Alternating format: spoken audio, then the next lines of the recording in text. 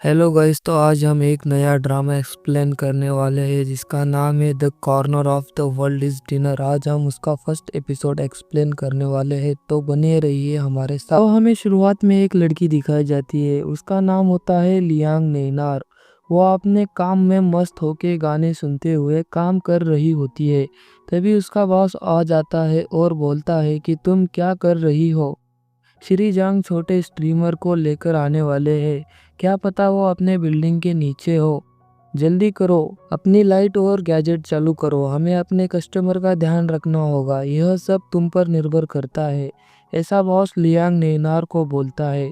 फिर लियांग नेनार अपने मन में बोलती है, बिना किसी और टाइम के पैसे दिए बगैर मुझसे और टाइम काम करवाता है और ऊपर से मेरे साथ काम करने वाले दूसरों को भी निकाल दिया। तभी श्री जांग आते हैं और बोलते हैं, क्या मैं अंदर आ सकता हूँ। बॉस बोलता है, आइए आइए, आप ही का इंतजार कर रहे थे हम। और तभी जो छोटी स्ट्रीमर होती है वो भी आ जाती है और बॉस उसका परिचय लियांग नेनार से कराता है और वो दोनों एक दूसरे को एटीट्यूड दिखाने लग जाते हैं और उन दोनों के बीच में श्री जांग आ जाता है और बोलता है, जियो जैन के लिए आज रात एक ट्रायल रिकॉर्डिंग रखते हैं। और तभी जियो जैन बोलती है कि उसको यह स्टूडियो बहुत खराब लग रहा है, यहाँ के गैजेट भी अच्छे नहीं दिख रहे हैं। तभी श्री जांग जियो जैन से बोलता है कि यह रिकॉर्डिंग स्टूडियो इस शहर का सबसे अच्छा रिकॉर्डिंग स्टूडियो है, यह स्टूडियो कई फिल्मों के लिए काम कर चुका है।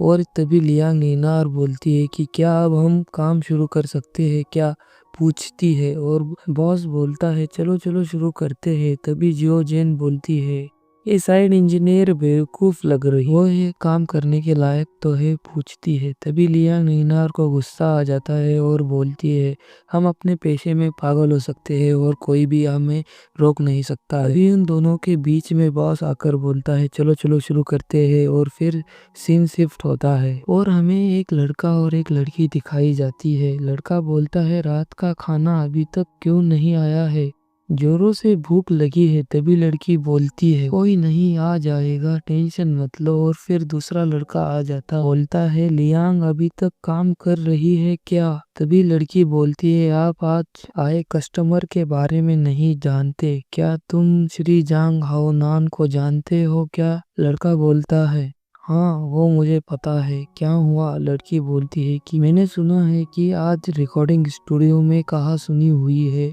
और फिर सीन शिफ्ट होता है और यहाँ रिकॉर्डिंग स्टूडियो में गाने की रिकॉर्डिंग कर रहे होते हैं और फिर वो जैन गाना शुरू कर देती है और उसके सुर बहुत खराब लग रहे होते हैं। और बॉस और जांग बोलते हैं, अब आपको ही कुछ करना पड़ेगा लियांग नैनार।